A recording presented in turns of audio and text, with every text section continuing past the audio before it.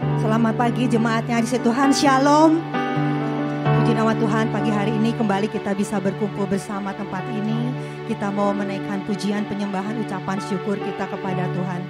Mari datang pagi hari ini, kita membawa hati kita mau mengucap syukur untuk semua kebaikan yang sudah Tuhan berikan kepada kita. Haleluya.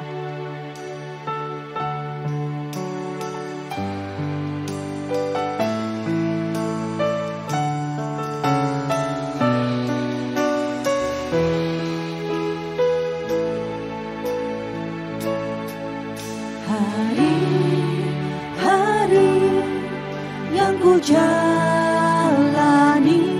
ku selalu rasakan kasih-Mu. Ku bersyukur atas kebaikan-Mu.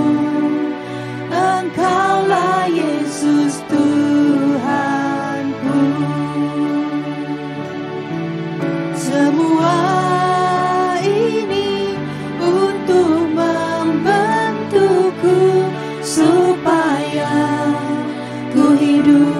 sesuai kehendak-Mu, penyertaan-Mu selalu ku rasakan. Kau tak pernah tinggalkanku. Ku mengucap syukur dan mengucap syukur selalu. Tetap percaya, rancangan-Mu indah, rancangan-Mu indah selalu. Tuhan Yesus, Kau terindah. Mari katakan semua ini. Semua ini untuk membentukku supaya ku hidup sesuai kehendak-Mu. Penyertaan-Mu selalu ku rasakan. Kau tak pernah tinggalkanku. Ku mengucap syukur dan mengucap syukur selalu. Tuhan, ku tetap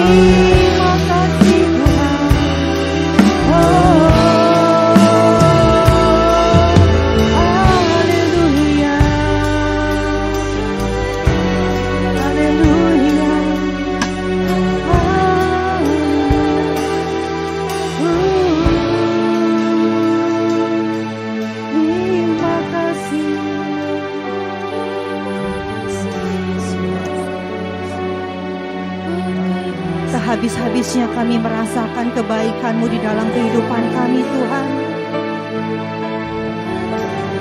Terima kasih Tuhan, kalau Engkau ada bersama dengan kami, melewati setiap musim kehidupan kami. Bahkan kami tahu Tuhan, ketika kami harus melewati jalan yang sukar, Engkau ada bersama dengan kami. Dan Engkau Allah yang menuntun dan memegang tangan kami. Kami tahu Tuhan, kalau saat ini kami melewati jalan yang panjang, jalan yang berliku-liku, kami tahu Tuhan, ada banyak hal yang Tuhan mau nyatakan dalam kehidupan kami. Engkau nyatakan kebaikan-Mu, kasih setia-Mu. Engkau mengajar kami, bahkan Engkau menyatakan mujizat-Mu Tuhan di dalam kehidupan kami. Sungguh kami bersyukur Tuhan kepadamu Tuhan. Terima kasih Bapa. Haleluya. Haleluya. Berikan terus hati kami yang percaya, hati yang berharap, hati yang bersyukur kepadamu Tuhan. Karena kami tahu bahwa Engkau yang akan membawa kami pada kemuliaan demi kemuliaan. Terima kasih Bapa. Haleluya. Terima kasih Tuhan. Haleluya. Mari sekali lagi kita mau katakan kami bersyukur Tuhan. Ku mengucap syukur dan mengucap syukur selalu Tuhan. Ku tetap percaya rancangan-Mu indah, rancangan-Mu indah selalu Tuhan. Yesus, Kau Mari udah semuanya bangkit berdiri bersama-sama, katakan lagi. Ku mengucap syukur dan mengucap syukur selalu Tuhan. Ku tetap percaya rancangan-Mu indah, rancangan-Mu indah selalu Tuhan. Yesus, Kau terindah. Yesus, Kau terindah. Yesus, Kau terindah. Berikan tepuk tangan sorak-sorai bagi Allah. Engkau yang terindah di dalam kehidupan kami Tuhan. Engkau yang layak terima puji-pujian. Haleluya. Haleluya. Mari Tuhan yang percaya pada Tuhan katakan amin. Semuanya siap memuji Tuhan dan bersorak. Haleluya. Kita mau katakan dengan Tuhan kami akan melakukan kekuatan yang besar. Haleluya.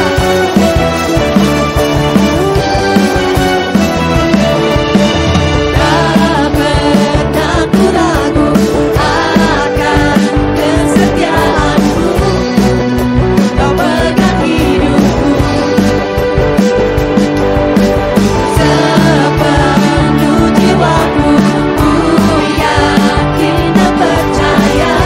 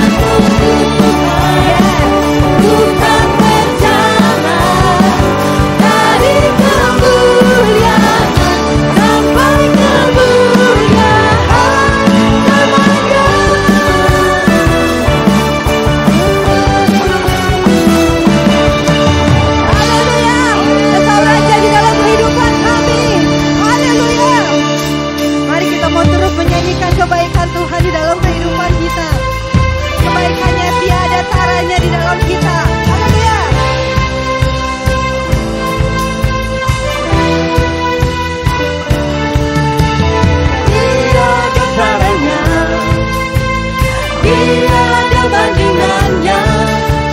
Kebaikan-Mu Bapa di hidupku, mengubah jalannya. Kasih yang ku terima tak tergantikan, tak tergantikan. Ku nyanyikan kebaikan-Mu yang tak lekang oleh waktu, yang selalu mengalir dan tak pernah berakhir di hidupku.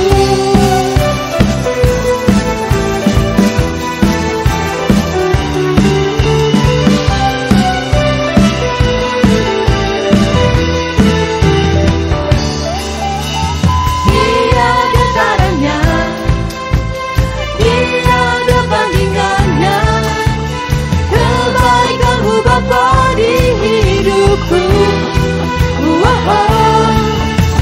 mengubah jalannya. Kasih yang ku terima tak tergantikan. Katakan tak tergantikan, tak tergantikan. Mari nyanyikan kebaikan Tuhan. Kebaikan-Mu yang tak lekang oleh waktu, yang selalu mengalir dan tak pernah berakhir di hidupku. Pagi hari ini kita mau katakan Engkau baik Tuhan, Engkau sangat baik bagi Tuhan.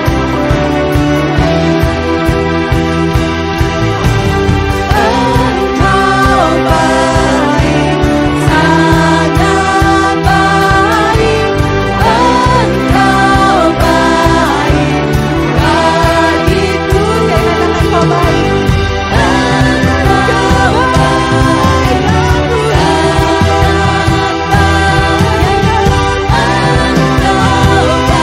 baik, yang selalu mengalir, yang selalu mengalir dan tak pernah berakhir. Menyanyikan kebaikan-Mu yang tak lekang oleh waktu,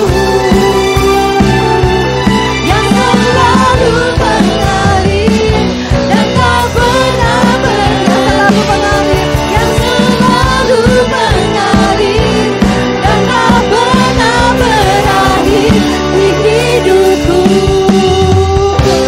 Haleluya, mari sorakan haleluya, haleluya, haleluya. Terpujilah nama-Mu Tuhan, Engkau baik bagi kami. Silakan duduk jemaat kasih Tuhan. Biarlah pagi hari ini kita mau terus mengucap syukur, mengingat semua kebaikan demi kebaikan yang Tuhan berikan dalam hidup kita. Mari saat ini Tuhan, kita mau siapkan hati kita lebih lagi. Dia ada di tengah-tengah kita. Haleluya, terima kasih Bapa.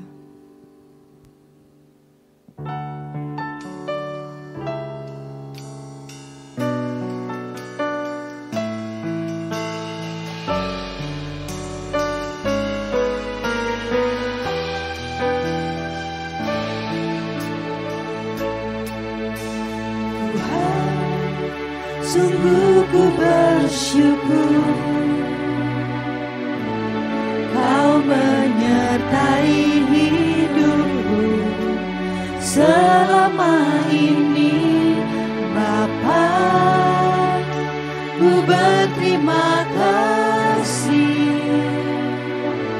untuk kasih setia-Mu yang tak pernah berakhir.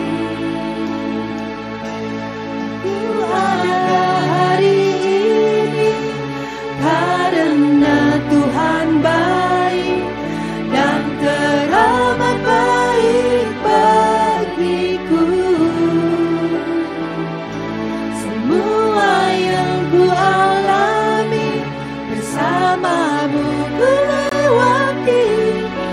Indahnya kasih Tuhan seperti pelangi, sehabis hujan.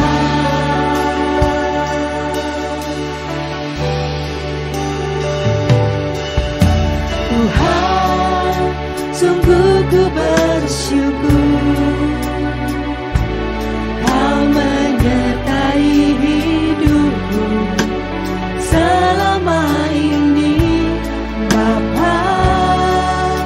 Ku berterima kasih untuk kasih setiamu yang tak pernah berakhir. Ku ada hari ini karena Tuhan baik dan teramat baik bagiku. Semua yang ku alami bersamamu ku lewati. Indahnya kasih Tuhan seperti pelangi, sehabis hujan. Aku ada hari ini, ku ada hari ini karena Tuhan baik dan teramat baik bagiku. Semua yang ku alami bersamamu ku lewati. Indahnya kasih Tuhan seperti pelangi, sehabis hujan. Mari jemaat Tuhan angkat pujiannya dari awal. Katakan, Tuhan, sungguh ku bersyukur Kau menyertai hidupku selama ini, Bapa. Ku berterima kasih untuk kasih setiamu yang tak pernah berakhir.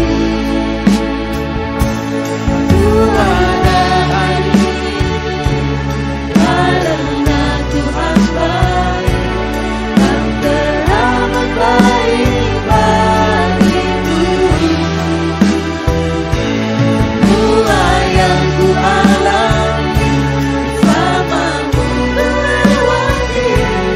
Indahnya kasih Tuhan seperti pelangi, sehabis hujan. Ku ada hari ini, ku ada hari ini karena Tuhan baik dan teramat baik bagiku. Semua yang ku alami bersamamu ku lewati.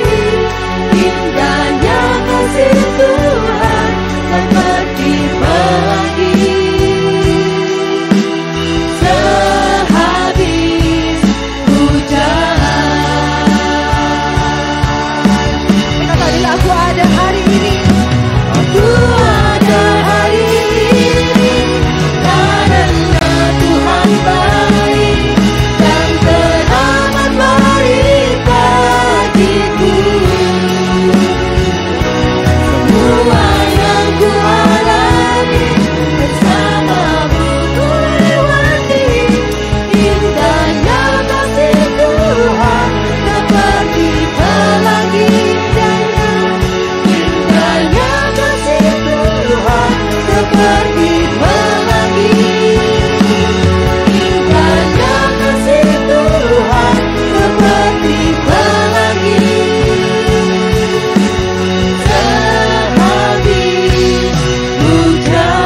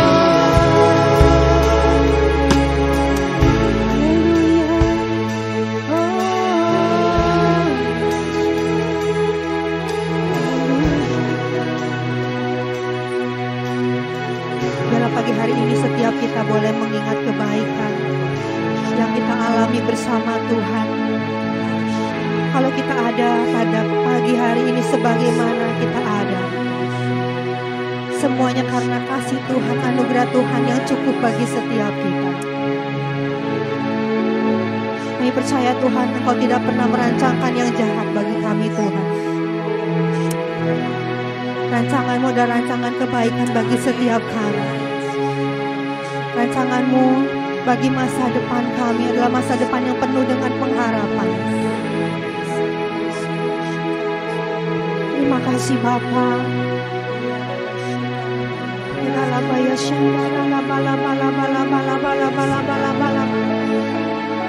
Pagi hari ini Tuhan kami minta kekuatan yang baru Tuhan Kau berikan buat setiap kami.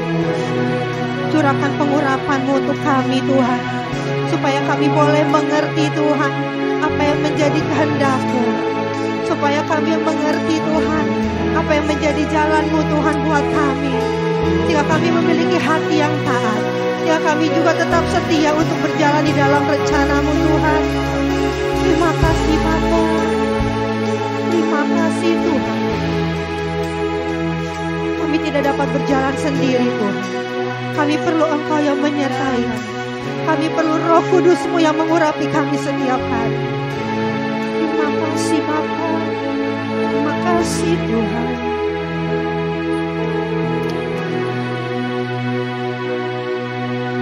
Segarkan kami yang lelah Tuhan, hiburkan kami yang susah. Ya datang dengan sakit penyakit pagi hari ini juga mengalami kesembuhan dari Tuhan. Yang mengalami jalan buntu, kami juga percaya Kau berikan jalan keluar bagi kami. Kami yang berputus asa, Kau berikan pengharapan yang baru kepada setiap kami. Karena kami punya Allah yang setia, kami punya Allah yang besar. Engkau yang berkuasa atas hidup kami Tuhan. Jadilah kehendak-Mu di dalam hidup kami. Terima kasih Bapa. Haleluya, haleluya, haleluya.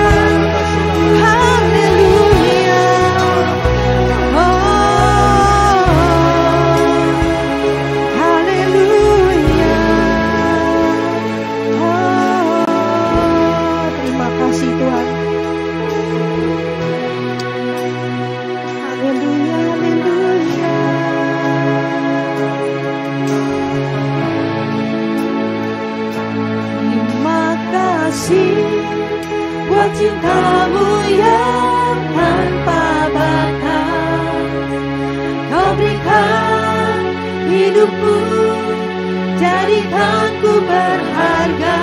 Terima kasih buat cinta-Mu yang tanpa batas, Kau berikan hidupku, jadikan aku indah.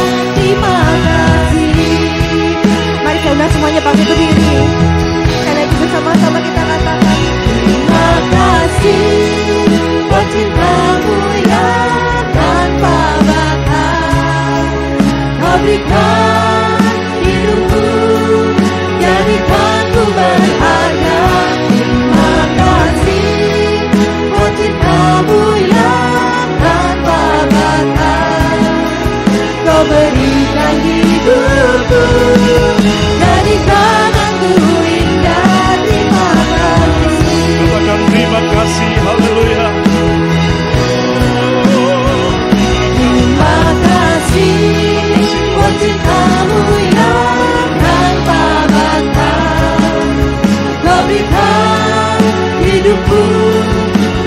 jadikanku berharga.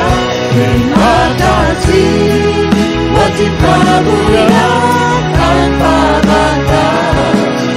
Kau berikan hidupmu, jadikan aku indah. Terima kasih. Sekali lagi katakan terima kasih Tuhan, terima kasih.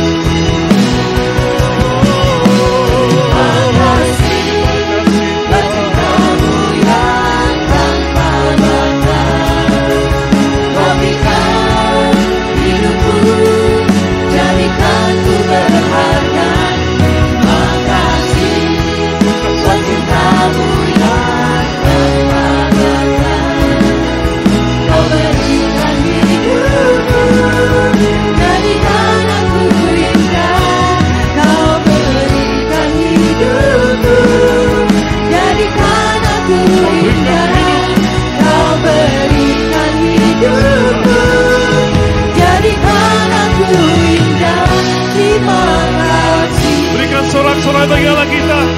Terima kasih Tuhan. Terima kasih Tuhan. Terima kasih Yesus. Terima kasih. Kami bersyukur. Haleluya, haleluya, haleluya, haleluya. Siapakah kami di hadapan-Mu Tuhan? Siapakah kami di hadapan-Mu Tuhan?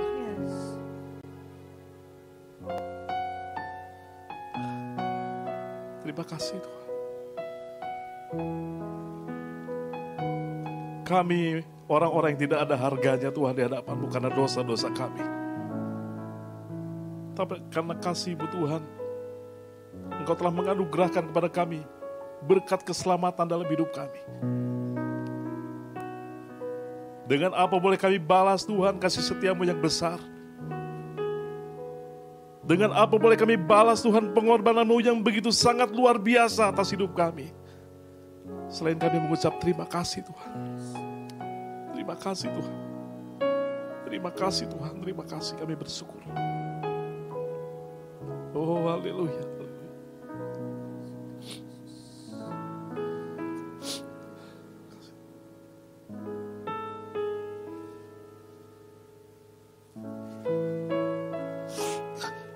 Terima kasih. Terima kasih Tuhan, terima kasih. Kami bersyukur. Engkau baik, Engkau baik, Engkau baik Tuhan. Terima kasih. Kami ada sebagaimana kami ada karena anugerah-Mu Tuhan Yesus. Terima kasih. Kekuatan-Mu, kasih-Mu, penyertaan-Mu nyata dalam hidup kami. Kami melihat begitu Engkau Tuhan sangat mengasihi kami. Bukti-bukti kasih-Mu telah Engkau nyatakan dalam hidup kami. Yang sakit telah Engkau sembuhkan. Yang dalam duka cita Engkau hiburkan. Yang pada saat ini mungkin kehilangan arah, Engkau telah tunjukkan jalan kebenaran dalam hidup kami. Tuhan terima kasih. Kami bersyukur memiliki Allah yang seperti Engkau. Kami bangga punya Allah seperti Engkau.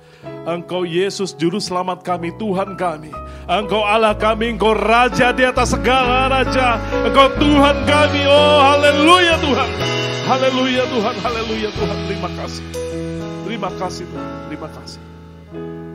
Sebentar firman-Mu akan disampaikan oleh hamba-Mu Tuhan Yesus. Biarlah Tuhan setiap kebenaran firman Tuhan menjadi kebenaran dalam hidup kami. Menjadi kekuatan baru dalam hidup kami. Pulang dari tempat ini Tuhan, kami menjadi manusia-manusia yang luar biasa. Bukan biasa-biasa saja Tuhan, tapi manusia yang luar biasa Tuhan. Terima kasih. Terima kasih Tuhan, terima kasih. Hanya di dalam nama Tuhan Yesus Kristus kami berdoa. Kami siap menyambut kebenaran firman Tuhan. Haleluya. Semua katakan amin. Shalom. Berikan kemuliaan bagi Tuhan. Berikan jabat tangan kiri kanan. Katakan Tuhan memberkatimu. Haleluya. Haleluya. Luar biasa. Ya, kita melihat bagaimana karya Tuhan, kasih Tuhan, dan kita baru saja memperingati kematian dan kebangkitan Tuhan Yesus, di mana kita diingatkan begitu sangat besarnya kasih Tuhan atas hidup kita. Amin.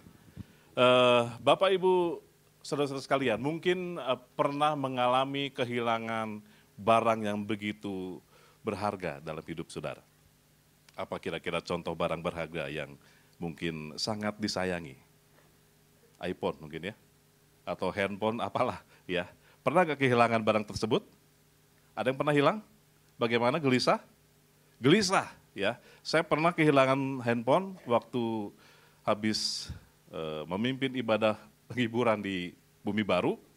Karena cepat-cepat saya begitu saya firman Tuhan, saya lupa kalau handphone itu masih di mimbar, saya langsung naik ke kendaraan karena memang harus langsung ke Pandu memimpin pemakaman. Begitu di pemakaman mau menghubungi istri saya bingung handphone di mana. Saya pikir di mobil. Udah saya lanjutkan, selesai.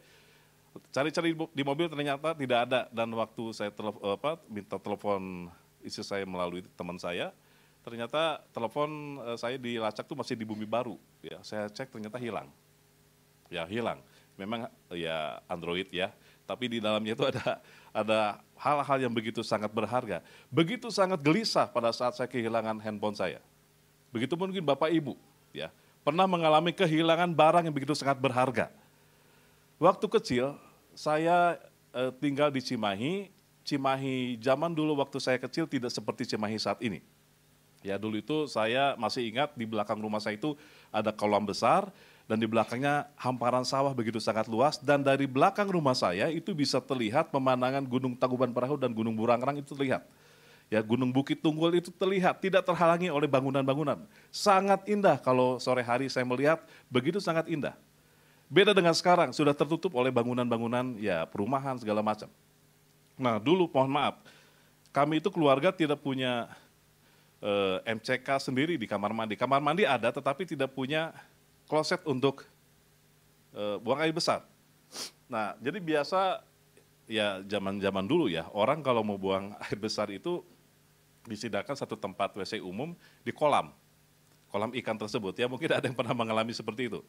Nah, suatu saat saya bersama dengan kakak saya sedang bermain-main, kemudian dia ya namanya anak kecil dulu ya suka dulu mungkin ada anjang-anjangan begitu ya, main-main ya, masak-masakan segala macam. Nah kakak saya ini agak centil, dia pinjem cincin dari nenek saya, cincin emas, ya kemudian dipakai-pakai, ya gitu ya dipakai. Tiba-tiba lagi main-main tersebut, dia bilang, antar yuk, ya pengen ke MCK gitu ya, karena mungkin sudah terdorong gitu ya. Ya saya bilang ya udah, yuk diantar. Itu sore hari Bapak Ibu, menjelang maghrib. Ya, jadi saya bawa senter, inisiatif bawa senter, karena jalannya itu ada jalan tegalan begitu, jalan akhirnya sampai ke tempat tujuan dan silakan ya, saya bilang silakan di situ dan saya nunggu sambil nyenterin ikan-ikan di kolam yang ya kalau malam itu kan keluar ikan tuh ya sambil cari makan. Nah, saya nggak tahu makan apa, saya nggak tahu ya, tapi sudah bisa ditebak ya makanannya ya. Saya sambil senter-senter lihat ada katak segala macam. Tiba-tiba waktu saya senter-senter ikan, kakak saya jerit, aduh, saya kaget. Kenapa? Cincin jatuh. Jatuhnya di mana? Ke bawah. Ya, ke kolam tepat di mana? Maaf, lurus di situ ya, di situ. Aduh, saya bilang, cincin yang mana? Kenapa dipakai-pakai? Ya tadi lupa disimpan dulu. Aduh, saya juga bingung gimana. Akhirnya saya udah sebentar. Saya akhirnya pergi ke rumah. Di belakang rumah tuh ada bukan jaring, ayakan, tahu ya Bapak Ibu ya. Kalau orang Bandung Cimahi pasti tahu namanya ayakan. Dia diambil, lalu saya inisiatif lari lagi, tunggu sebentar, ya. Lalu saya nggak bak bibu lagi, langsung masuk ke kolam. Saya sudah tidak pikir lagi yang di center kemarin itu apa, tadi itu apa, warna apa saya nggak tahu, ya. Saya hanya punya satu tujuan, mencari cincin yang kecemplung, ya. Betul kalau sudah gelisah, khawatir, kemudian ya bercampur aduk, itu sudah tidak lagi pikir di situ ada apa. Jadi saya langsung siukan itu yang namanya jaring bulat itu ke bawah kolam, ke lumpur, kemudian digini-gini. Ya. Saya sudah tidak tahu lagi, pokoknya dicari. Senterin ya, disenterin. Saya udah nggak lihat ya begitu diangkat tuh apa. Pokoknya saya cari begini. Sampai beberapa kali tidak ketemu. Ya, saya lupa ngitung berapa kali. Tapi pada akhirnya di sebelah sini akhirnya saya kembali ya di kolong. Maaf ya, itu kan antara kolam dan ada jarak. Saya masuk ke kolong karena waktu itu badan saya belum segede gini, masih kecil. Saya masuk ke kolong ya. kemudian diambil dan digini-gini, wah nggak tahu lah, ada yang keras, ada yang lembek, nggak tahu ya. Dan tiba-tiba saya pegang ada memang benda bulat, ya cincin. Waktu saya lihat, senter ini, ternyata ketemu. Ya, ketemu, ya, waduh saya langsung, gitu ya.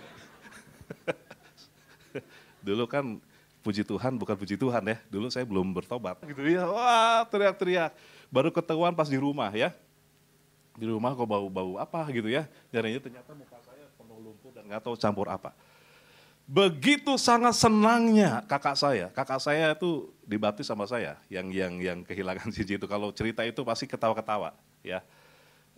Begitu sangat senang pada saat barang yang sangat berharga hilang kemudian diketemukan kembali. Begitu sangat bersukacitanya saya pada saat itu. Dan hari ini saya ingin mengajak setiap kita melihat satu tema khotbah berharga di mata Tuhan. Kita melihat satu kisah yang sangat luar biasa, di mana Tuhan menunjukkan kasih-Nya yang sangat hebat, yang sangat luar biasa. Berharga di sini artinya mempunyai harga, berguna, bermanfaat, mempunyai harga tinggi, mahal harganya itu. Ya, makanya disebut benda berharga. Tapi kata berharga tersebut bukan hanya dikenakan kepada barang, kepada kita pun sebagai pribadi. Kita adalah orang-orang yang sangat berharga di mata Tuhan. Ada bukti di mana kasih Tuhan begitu sangat luar biasa yang akan kita lihat bersama dari firman Tuhan. Dalam Markus 5, 1-20, maaf agak panjang, tapi saya sengaja setiap kita membaca ayat demi ayat supaya saudara mengerti bagaimana kasih Tuhan ya, menjamah orang yang kerasukan setan. Ya, saya akan bacakan ayat 1 sampai dengan ayat 5, nanti ayat 6 kita akan bergantian ya. Saya 1-5 dulu ya. Baik. Markus 5, 1-20. Lalu sampailah mereka di seberang danau di daerah orang Gerasa. Baru saja Yesus turun dari perahu, datanglah seorang yang kerasukan roh jahat dari pekuburan menemui dia. Orang itu diam di sana dan tidak ada seorang pun lagi yang sanggup mengikatnya sekalipun dengan rantai. Karena sudah sering ia dibelenggu dan dirantai, tetapi rantainya diputuskannya dan belenggunya dimusnahkannya sehingga tidak ada seorang pun yang cukup kuat untuk menjinakkannya. Siang malam ia berkeliaran di pekuburan dan di bukit-bukit sambil berteriak-teriak dan memukuli dirinya dengan batu. Ayat 6, ya. 1, 2, 3. Ketika ia melihat Yesus dari jauh, berlarilah ia mendapatkannya, lalu apa? Menyembahnya. Lanjut ayat 7. Dan dengan keras ia berteriak, apa urusanmu dengan aku, hai Yesus anak Allah yang maha tinggi, demi Allah jangan siksa aku. Sampai di situ. Bapak Ibu lihat di sini bagaimana otoritas Allah begitu sangat luar biasa. Ya. Begitu sangat luar biasa. Iblis begitu melihat Yesus, dia langsung berteriak dan sujud. Ya dikatakan. Kemudian dikatakan, apa urusanmu dengan aku? Hai Yesus, anak Allah yang maha tinggi. Demi Allah jangan siksa aku. Ayat 8 saya bacakan. Karena sebelumnya Yesus mengatakan kepadanya, hai engkau roh jahat, keluar dari orang ini. Kemudian ia bertanya kepada orang itu, siapa namamu? Jawabnya, namaku Legion, karena kami banyak. Ayat 10. Ia memohon dengan sangat supaya Yesus jangan mengusir roh-roh itu keluar dari daerah itu. Ayat 11. Ya, saya lanjutkan, ayat 11. Adalah di sana di lereng bukit di sejumlah besar babi sedang mencari makan. Lalu roh-roh itu meminta kepadanya, katanya, suruhlah kami pindah ke dalam babi-babi itu, biarkanlah kami memasukinya. Ayat 13, baca bersama-sama, 1, 2, 3. Yesus mengabulkan permintaan mereka, lalu keluarlah roh-roh jahat itu dan memasuki babi-babi itu. Kawanan babi yang kira-kira 2.000 jumlahnya itu terjun dari tepi jurang ke dalam danau dan mati lemas di dalamnya. Ya. Jadi begitu bertemu dengan Tuhan Yesus, Legion ini, pasukan setan ini minta supaya tidak diusir dari wilayah tersebut. Dia minta nawar sama Tuhan Yesus. Pindahkan aja ke babi. Ada berapa babi? 2.000. 2.000 babi. Ya. Ayat 14. Maka larilah penjaga-penjaga babi itu dan menceritakan hal itu di kota dan di kampung-kampung sekitarnya. Lalu keluarlah orang itu melihat apa yang terjadi. Mereka datang kepada Yesus dan melihat orang yang kerasukan itu duduk, sudah berpakaian dan sudah waras. Orang yang tadinya kerasukan legion itu, maka takutlah mereka. Ayat 16. Ya. Orang-orang yang telah melihat sendiri hal itu, menceritakan kepada mereka tentang apa yang telah terjadi atas orang yang kerasukan setan itu dan tentang babi-babi itu. Ayat 17 saya baca. Lalu mereka mendesak Yesus supaya ia meninggalkan daerah mereka. Pada waktu Yesus naik lagi ke dalam perahu, orang yang tadinya kerasukan setan itu meminta supaya ia diperkenankan menyertai dia. Yesus tidak memperkenankannya, tetapi ia berkata kepada orang itu, baca bersama-sama. Pulanglah ke rumahmu kepada orang-orang sekampungmu dan beritahukanlah kepada mereka segala sesuatu yang telah diperbuat oleh Tuhan atasmu dan bagaimana ia telah mengasihani engkau. Orang itu pun pergilah dan mulai memberitakan di daerah Dekapolis segala apa yang telah diperbuat Yesus atas dirinya, dan mereka semua menjadi heran. Bapak Ibu bayangkan ini, ya, ini peta perjalanan Tuhan Yesus. Pada saat dia mengajar di tepian danau di wilayah Kapernaum, dia mengajar banyak orang. Kemudian Yesus menepi dan naik ke perahu, kemudian bilang sama murid-murid, ayo kita bertolak ke seberang. Kan begitu di kisah sebelumnya. Lalu mereka berada di danau Galilea pada saat itu. Dan tiba-tiba ada angin ribut. Ya, mereka mengalami yang namanya tantangan. Ya, ada angin ribut. Murid-murid hampir mati pada saat itu karena topan yang sangat besar. Dan pada saat mereka meminta tolong, Tuhan Yesus meredakan angin tersebut. Sampailah mereka di daerah Gadara. Lihat perjalanan, mana kota Gerasa itu ada tanda panah itu. Jauh nggak dari tepian danau? Jauh. Jauh, saudara. Dan mereka berjalan dari tepian danau ke daerah Gerasa. Saudara tahu tujuan Tuhan Yesus ke sana untuk apa? Tahu tidak? Kalau saudara memperhatikan dari ayat yang kita baca tadi, hanya karena satu orang yang kerasukan, Tuhan Yesus rela melakukan perjalanan yang sangat jauh itu, hanya untuk menyelamatkan satu orang. Karena setelah melakukan kesembuhan atas orang yang kerasukan, Tuhan Yesus tidak pergi kemana-mana lagi. Dia kembali ke tepian danau dan naik kembali ke perahu. Saudara bayangkan, begitu Tuhan sangat menghargai satu jiwa. Orang kerasukan yang sudah dijauhi oleh orang-orang sekitar, dianggap tidak berharga karena dia juga orang yang membahayakan. Sangat membahayakan. Dia kerasukan setan. Dan sering ngamuk, orang sudah tidak mau bergaul dengan dia. Dikucilkan, tidak dihargai lagi. Mungkin sudah dianggap bukan manusia. Bahkan dikatakan dijinakan, sudah dianggap seperti binatang. Tapi Tuhan Yesus memiliki satu misi, mengajak para muridnya untuk pergi ke Gerasa hanya karena orang tersebut. Ini menunjukkan bagaimana Tuhan menghargai satu jiwa. Begitu sangat luar biasanya Tuhan. Satu orang pun dia perhitungkan. Amin. Saudara ada di tempat ini, tadi pujiannya begitu sangat membangkitkan iman kita. Betul, kita ini sangat berharga di mata Tuhan. Amin. Kita sangat berharga di mata Tuhan. Saudara ada di tempat ini karena anugerah Tuhan. Pujian tadi katakan, kita ada saat ini karena anugerah Tuhan. Bukan karena kuat, bukan gagah kita, tapi karena anugerah Tuhan yang besar atas hidup kita. Mukjizat terbesar yang saya yakini dan saya imani, bukan karena yang lumpuh berjalan, yang buta bisa melihat, yang tuli mendengar, yang kusta ditahirkan, bukan. Tapi anugerah terbesar dalam hidup saya dan tentunya hidup saudara sebagai orang percaya adalah pada saat Yesus mati di kayu salib, melakukan penebusan bagi dosa-dosamu, itu adalah anugerah terbesar. Menyembuhkan iblis bisa? Bisa. Ya, tadi saya ngobrol dengan, saya lupa nama Bapak di depan. Ya. Ada orang yang menawarkan, ayo Pak pergi ke dukun A, pintar segala macam. Kita senyum-senyum aja sambil ngobrol. Ya, dia nggak tahu kalau kita tidak memerlukan lagi dukun. Ya, kita tidak memerlukan lagi kuasa-kuasa yang lain. Karena kita punya kuasa yang lebih besar daripada kuasa yang ada di bumi ini. Siapa? Kuasa Tuhan, Tuhan Yesus. Begitu sangat menghargainya Tuhan Yesus sehingga dia melakukan perjalanan yang sangat jauh sampai di kota Gerasa hanya untuk menolong satu orang yang sudah dikucilkan oleh orang-orang sekitar. Saya tidak tahu keberadaan saudara saat ini. Coba bayangkan berapa harga satu jiwa kalau kita hitung-hitungan, ya. Nih, saya baca dari Tribun Manado nih. Dijelaskan satu ekor babi memiliki bobot 80 sampai 150. Harganya itu bisa 4.500.000 sampai 5.520. Itu tahun 2015. Tahu sekarang berapa? Ada yang tahu? Satu ekor babi?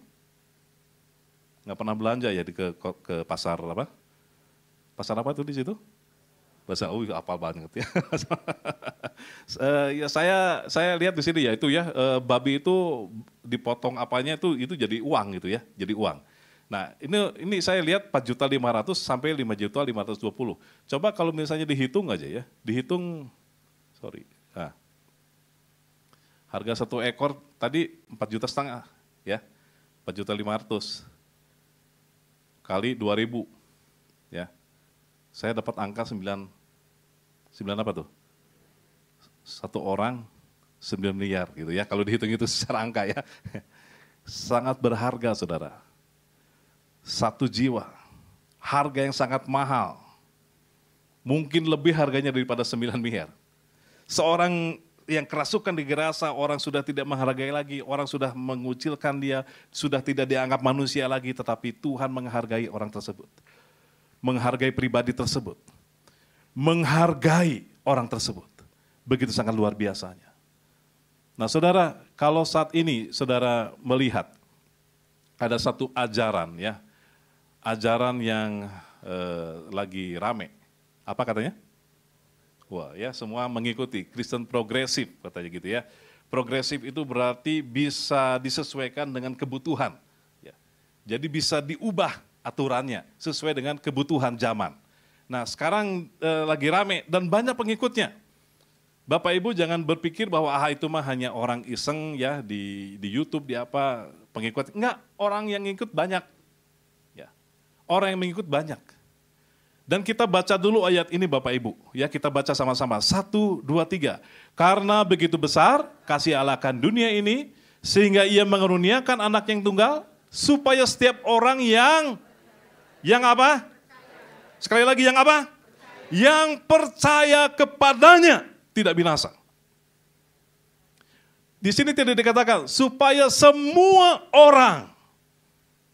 Tapi dikatakan setiap orang yang percaya kepadanya tidak binasa, melainkan beroleh hidup yang kekal. Saudara harus meyakini dan harus sering baca firman Tuhan. Bahwa keselamatan hanya ada di dalam Yesus Kristus. Katakan kiri kanan, keselamatan hanya ada di dalam Yesus Kristus. Dan hanya orang-orang yang percaya yang mendapatkan anugerah keselamatan tersebut. Di luar itu, mohon maaf, meskipun baik, meskipun perbuatannya mulia, meskipun perbuatannya ya di atas standar, tapi kalau tidak percaya kepada Yesus, mohon maaf, bukan karena Tuhan kejam, tapi Tuhan punya aturan. Kristen progresif kan siapa? Ya, dia bilang, menurut gua, menurut lo, bukan menurut gue, gitu kan? Ya, dia bisa berpendapat menurut kamu, tapi tidak menurut firman Tuhan. Makanya Bapak Ibu, supaya kita tidak diombang-ambingkan oleh berbagai macam pengajaran, baca firman Tuhan. Ya, pelajari firman Tuhan supaya kita tidak gampang terombang-ambingkan oleh keadaan dan berbagai macam pengajaran palsu yang saat ini sedang banyak bertebaran Bapak Ibu. Dikatakan ia yang tidak menyayangkan anaknya sendiri tetapi yang menyerahkannya bagi siapa? Bagi kita semua. Bagaimana mungkin ia tidak mengaruniakan segala sesuatu kepada kita bersama-sama dengan dia?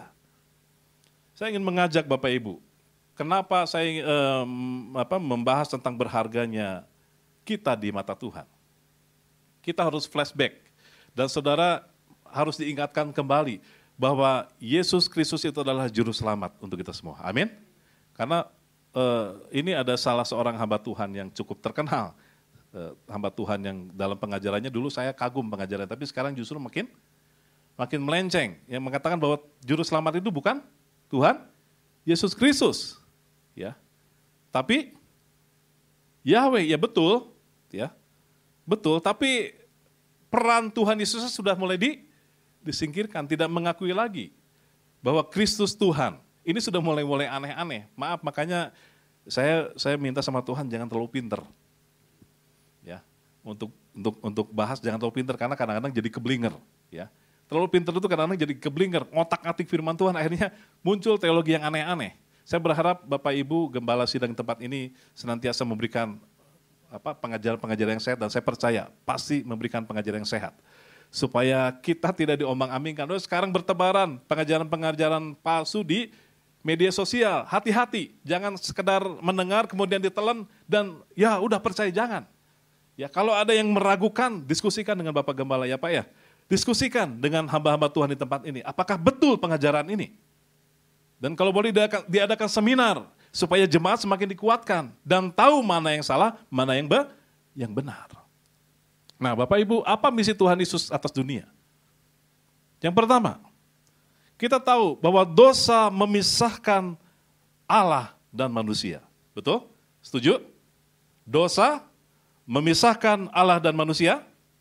Setuju? Ragu-ragu ini. Ini saya ingin ngetes nih Bapak Ibu. Betul nggak? Dosa memisahkan Allah dan manusia? Ini dasar ini. Ya, dasar pengajaran kekristenan. Bahwa manusia terpisah dari Allah karena dosa. Ya, ada ayatnya itu ya. Salah satu ayat. Banyak yang menyatakan tentang bagaimana dosa itu memisahkan manusia dari Allah. Yesaya 59 ayat 2. Ya. Tetapi yang merupakan pemisah antara kamu dan Allahmu ialah segala kejahatanmu, dan yang membuat dia menyembunyikan diri terhadap kamu sehingga ia tidak mendengar ialah segala dosamu. Ya. Jadi tidak ada babi bu lagi. Dosa itu memang memisahkan manusia dengan Allah, dengan Tuhan. Ya. Kemudian Allah berinisiatif. Ini yang luar biasa. Allah berinisiatif menyelamatkan manusia. Jadi bukan manusia yang mencari Allah. Dengan berbagai tindakan perbuatan yang baik supaya dekat dengan Allah, bukan. Tapi Allah yang berinisiatif menyelamatkan manusia. Ini pengajaran dasar dan harus ditekankan. Ya, saudara harus mengimani ini. Allah yang berinisiatif menyelamatkan manusia. Melalui pribadi siapa? Yesus Kristus. Tadi kita sudah baca ya, Yohanes 3:16. Kemudian yang berikut, Allah mendamaikan dunia dengan dirinya melalui siapa? Oleh Kristus. Ya, melalui kelahiran Yesus Kristus ke dalam dunia, kita peringati itu di dalam Natal. Yesus lahir untuk menghapus dosa-dosa kita. Lahir sebagai juru selamat, pengharapan baru ada di dalam Yesus Kristus, dan dia menjalani kehidupan di dalam dunia, dan pada akhirnya dia mati, bangkit, disalibkan. Mati, bangkit, disalibkan, dan kemudian naik ke surga. Seperti itu. Kita harus mengimani bahwa itu adalah karya terbesar yang Allah kerjakan bagi kita semua. Tadi saya ngobrol dengan Bapak Gembala, Pak Rudi, kakak-kakak sudah ada banyak yang ya percaya, ya ada yang sudah percaya kepada Tuhan Yesus Kristus, tapi ada juga yang masih menutup hati, mengeraskan hati. Saya hanya berdoa dan meminta waktu Tuhan yang bekerja. Ya. Dan saya katakan kepada Bapak Gembala, Pak, kebanyakan kakak-kakak dan saudara saya bertobat itu bukan karena saya menginjili, tapi karena melihat cara hidup yang saya praktekkan setelah mengenal Kristus. Saya mungkin kalau setelah menjadi Kristen tidak serius, hanya main-main saja, mungkin mereka pun melihat, oh ya biasa-biasa saja. Tetapi saya bersyukur saya mengikut Tuhan Yesus Kristus dengan segala hal yang harus saya korbankan, dengan hal-hal yang menyakitkan, dengan hal-hal yang ya pengalaman di belakang yang kadang-kadang kalau saya ingat begitu sangat menyedihkan. Tetapi saya mau belajar serius di hadapan Tuhan. Dan ternyata apa yang saya kerjakan, yang saya pelihara, iman saya itu membuahkan hasil. Di mana saudara-saudara saya, orang-orang yang saya kasihi, ada beberapa yang sudah mengenal Kristus. Dan saya sangat meyakini siapapun di antara saudara, kalau saat ini mungkin masih bergumul di antara saudara, bahwa di dalam keluarga saudara masih ada orang atau orang-orang yang kita kasihi belum mengenal Tuhan, doakan. Karena saudara harus meyakini satu orang diselamatkan, seisi rumahmu akan diselamatkan. Tinggal menunggu waktu. Dan kita berdoa supaya orang-orang yang kita kasih itu tidak mengeraskan hati. Karena ada orang yang memang mengeraskan hati dan memang akhirnya anugerah Allah itu jauh daripada hidupnya. Berdoa supaya hati mereka dilunakkan oleh Tuhan dan membuka hati agar Roh Kudus bekerja dalam hidup mereka. Entah itu papa, mama, siapapun, saudara. Dan saya melihat bahwa memang Tuhan bekerja. Tuhan bekerja, Tuhan bekerja. Dan sekali lagi, kenapa Tuhan mau bekerja dan terus melakukan mujizatnya hingga saat ini? Kenapa? Tuhan masih terus mencari jiwa-jiwa yang hilang saat ini. Termasuk kita yang sudah ditangkap oleh Tuhan. Ya, mari kita praktekkan hidup yang benar di hadapan Tuhan. Nah, sekarang kita melihat misi, ada beberapa. Misi Yesus. Ya, yang pertama, kita baca sama-sama. Misi Yesus adalah yang pertama, mencari dan menyelamatkan siapa yang hilang itu. Siapa yang hilang itu? Saya dan saudara. Amin. Siapa yang hilang itu? Saya dan saudara. Dan saat ini saudara sudah diketemukan oleh Tuhan oleh karena anugerahnya. Saudara ada di tempat ini karena saudara sudah berjumpa dengan Tuhan. Dan Tuhan menangkap saudara. Yang hilang itu sudah kembali. Siapa? Kita. Saya. Setiap kita yang hadir pada saat ini. Dengan berbagai macam pergumulan, saudara diberikan kesempatan menerima anugerah Tuhan. Syukuri itu di hadapan Tuhan. Saudara adalah orang-orang yang menerima anugerah Tuhan Yesus. Kenapa? Janji Allah itu ya dan amin. Akulah jalan dan kebenaran dan hidup, tidak ada seorang pun yang datang kepada Bapa kalau tidak melalui aku. Itu adalah satu hal pernyataan Yesus Kristus kepada umatnya, siapa dirinya. Kalau dia nanti diyakini di hari kiamat akan datang sebagai hakim, berarti dia bukan nabi. Betul? Berarti bukan nabi biasa. Dia punya kuasa. Kenapa? Ditempatkan sebagai hakim. Hakim itu memiliki satu kuasa untuk menentukan mana yang benar, mana yang salah. Kalau dia posisinya seperti itu berarti dia siapa? Tuhan, Allah kita, Alfa Omega, yang awal dan yang akhir. Saudara harus memiliki satu keyakinan iman yang teguh di hadapan Tuhan. Jangan diombang-ambingkan oleh berbagai hal yang membuat iman saudara goncang dan memiliki keputusan untuk meninggalkan Tuhan. Saudara sudah diketemukan oleh Tuhan. Yang hilang itu sudah Tuhan ketemukan. Dan saat ini domba-domba yang hilang itu dikumpulkan dalam jemaat di tempat ini. Saudara bertumbuhlah di tempat ini. Bertumbuhlah di dalam iman pengenalan saudara kepada Yesus Kristus. Tuhan di dalam kebenaran yang saudara yakini. Bertumbuhlah sehingga saudara tidak mudah diombang-ambingkan oleh berbagai hal yang menyesatkan. Tuhan Yesus mencari saya dan menyelamatkan saya. Amin. Yang kedua, misi Yesus adalah memberi kesaksian akan kebenaran. Jadi saudara sudah diberikan kebenaran oleh Tuhan Yesus Kristus. Di dalam ayat ini dikatakan, engkau mengatakan bahwa aku adalah raja. Untuk itulah aku lahir dan untuk itulah aku datang ke dalam dunia ini. Supaya aku memberi kesaksian tentang kebenaran. Setiap orang yang berasal dari kebenaran mendengarkan suaraku. Saudara adalah saksi-saksi Tuhan yang memberitakan, menyatakan kebenaran. Melalui hidupmu, kebenaran itu dinyatakan. Saudara, sekali lagi kesaksian yang paling ampuh itu adalah cara hidupmu. Tuhan Yesus menghargai orang yang kerasukan. Di Gerasa, jauh jaraknya tetapi dia datang untuk menyembuhkan. Terkadang kita sebagai orang Kristen, gampang sekali tidak menghargai orang-orang yang mungkin maaf, secara status sosial, secara keberadaan, mungkin jauh di bawah saudara. Kita kadang-kadang jarang menghargai orang-orang tersebut. Mari saudara, kasih yang sudah kita miliki, kebenaran yang sudah kita terima, kita praktekkan juga dalam hidup kita hari-hari. Jangan mudah menjudge orang. Jangan mudah menuduh orang, jangan mudah memfitnah orang. Jangan mudah menjatuhkan orang. Tapi mari kita belajar menghargai seseorang sebagai pribadi yang berharga di mata Tuhan. Dan saudara pun harus menghargai pribadi tersebut.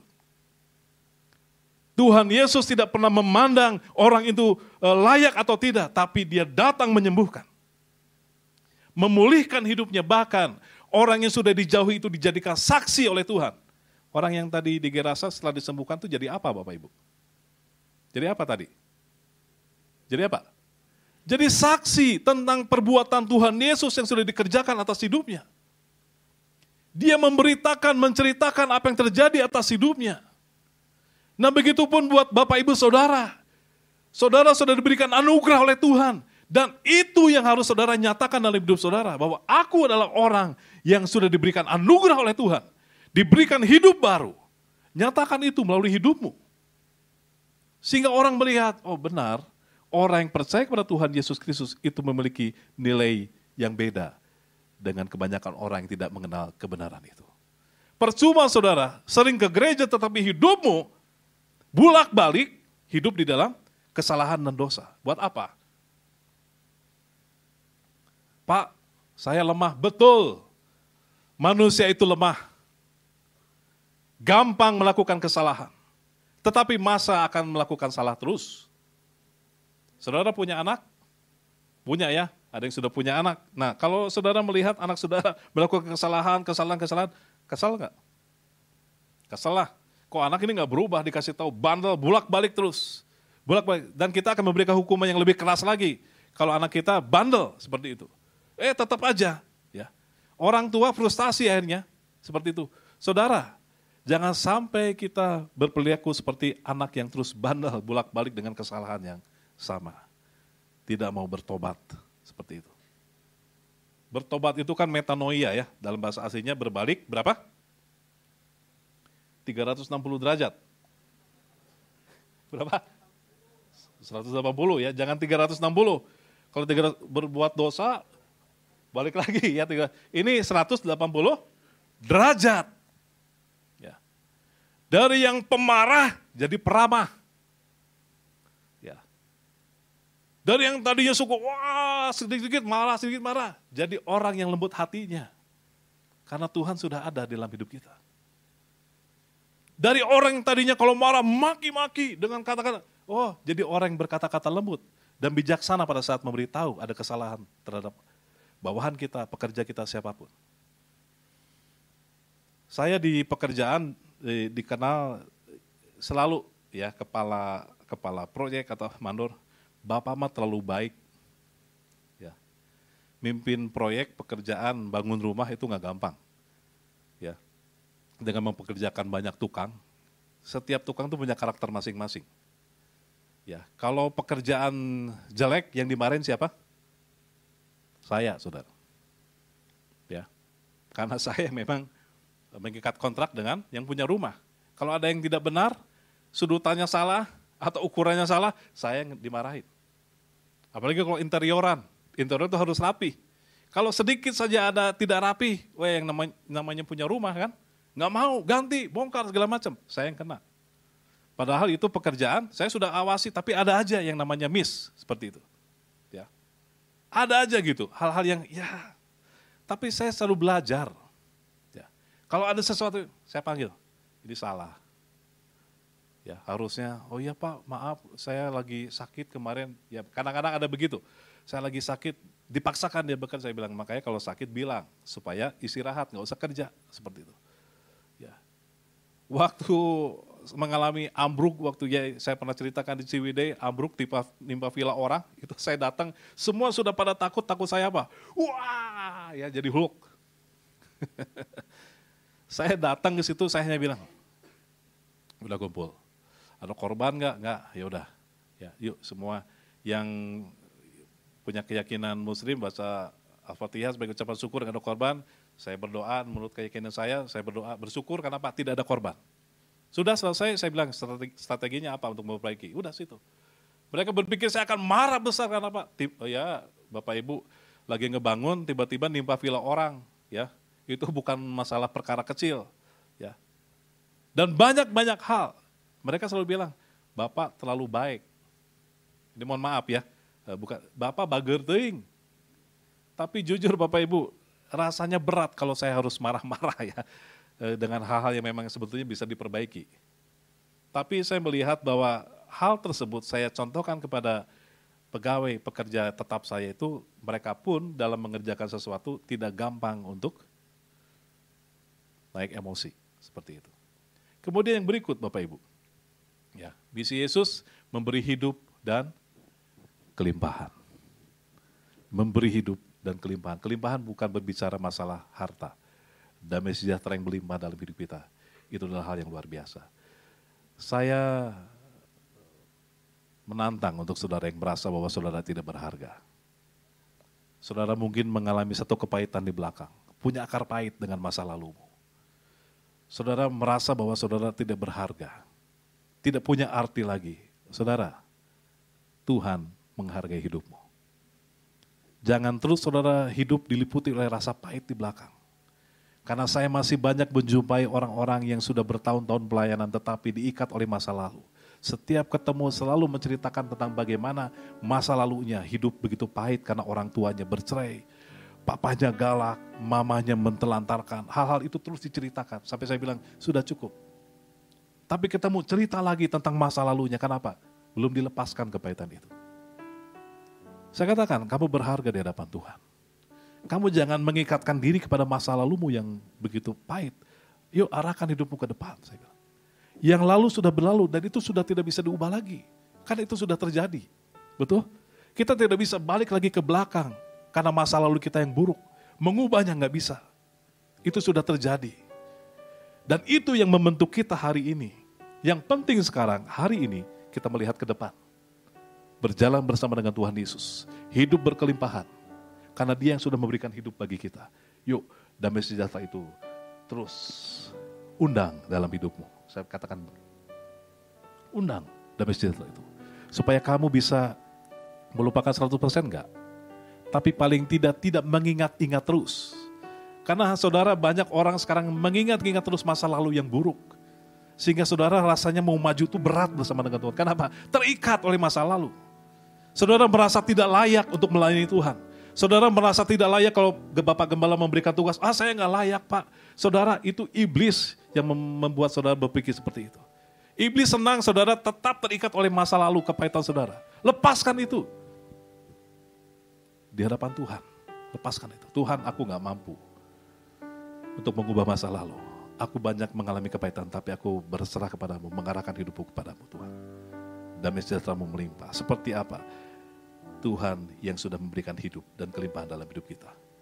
Kemudian saudara, sorry. Yang berikut, dua lagi ya. Agar manusia apa kan ya? Tidak tinggal dalam kegelapan. Ya, kita sudah hidup di dalam terang. Ya. Mari terang kita bercahaya di hadapan orang. Dan pembebasan yang sudah Tuhan berikan itu kita nyatakan bahwa saya sudah hidup di dalam terang. Tidak hidup lagi di dalam kegelapan. Saudara bisa tegas untuk menolak kalau ada orang-orang yang mengajak, ayo ini, ayo itu. Saudara katakan, aku sudah hidup di dalam Tuhan, di dalam terang Tuhan. Yang terakhir, ini tugas yang mulia yang Tuhan berikan atas kita. Memberitakan kabar baik, saudara. Mau kapan lagi Bapak Ibu menyatakan kabar baik untuk orang lain? Tuhan sudah datang dalam hidup kita untuk memberitakan kabar baik. Mau kapan lagi waktunya? Jangan tunda-tunda lagi. Tanda-tanda kedatangan Kristus datang kedua kali sudah semakin nyata. Saudara sudah banyak membaca, sudah banyak melihat di media sosial. Tanda-tanda ini, tanda-tanda ini. Dan memang tidak bisa dipungkiri, Tuhan akan datang untuk yang kedua kali. Ya, bumi akan berakhir, betul. Mau kapan lagi saudara? Menunda-nunda waktu untuk menyatakan kabar baik bagaimana saudara menerima hidup yang baru dan menyatakan kasih Tuhan kepada orang yang belum mengenal Tuhan. Nyatakan kabar baik itu melalui sikap, perbuatan, dan perkataan kita bahwa saudara adalah orang-orang yang sudah dimenangkan oleh Tuhan kita Yesus Kristus. Dia juru selamat kita dan bila Dia hidup atas hidup kita, memimpin hidup kita, mengarahkan hidup saudara sehingga saudara hidup penuh dengan keyakinan iman bahwa Allah menyertai langkah saudara. Masa depan kita penuh dengan pengharapan karena Allah menyertai kita. Amin. Tuhan Yesus memberkati kita semua. kita berharga di hadapan Tuhan Yesus.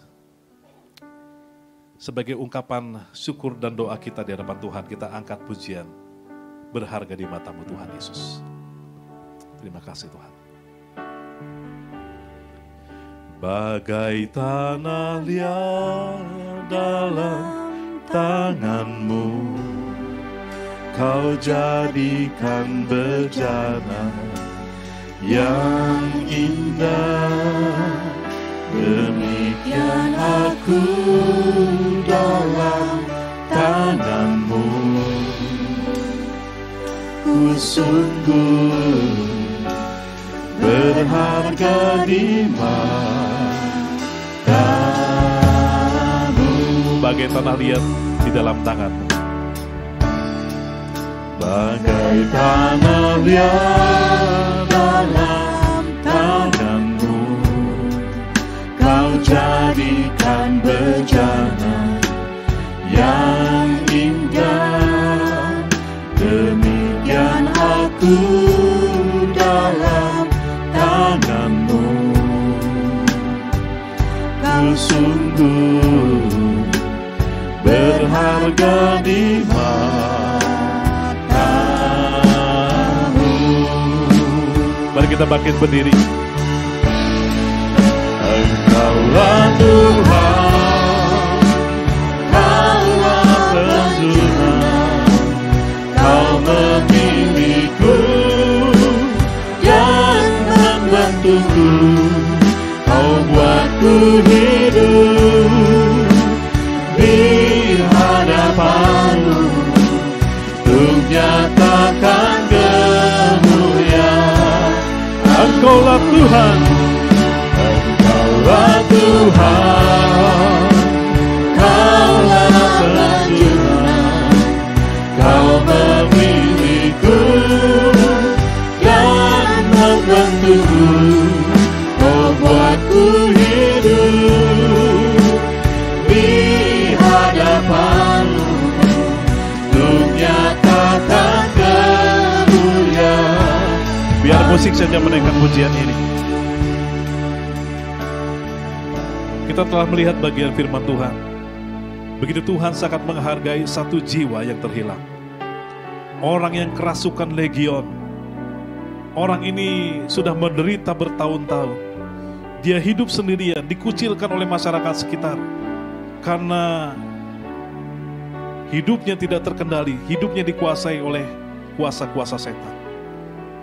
Dianggap sebagai binatang dan tidak ada harganya lagi. Tetapi Tuhan datang ke kota Gerasa.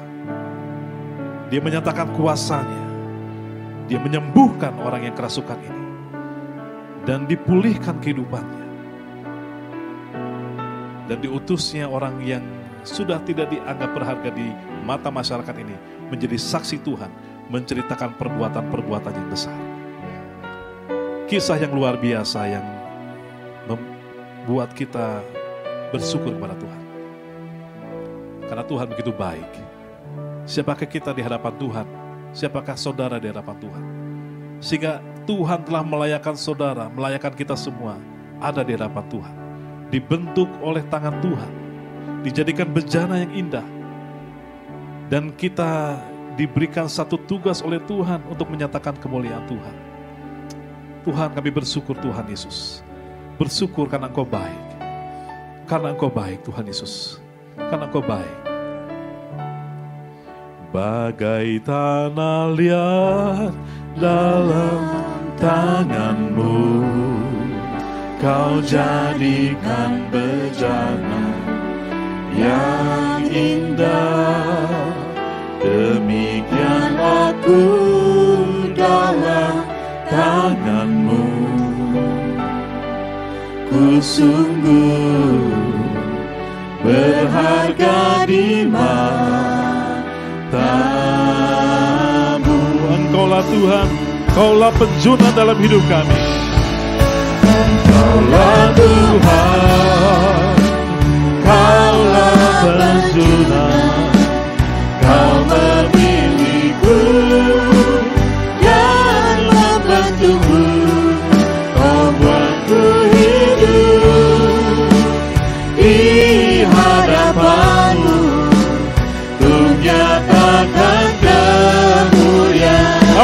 Tuhan, Kaulah penjuna.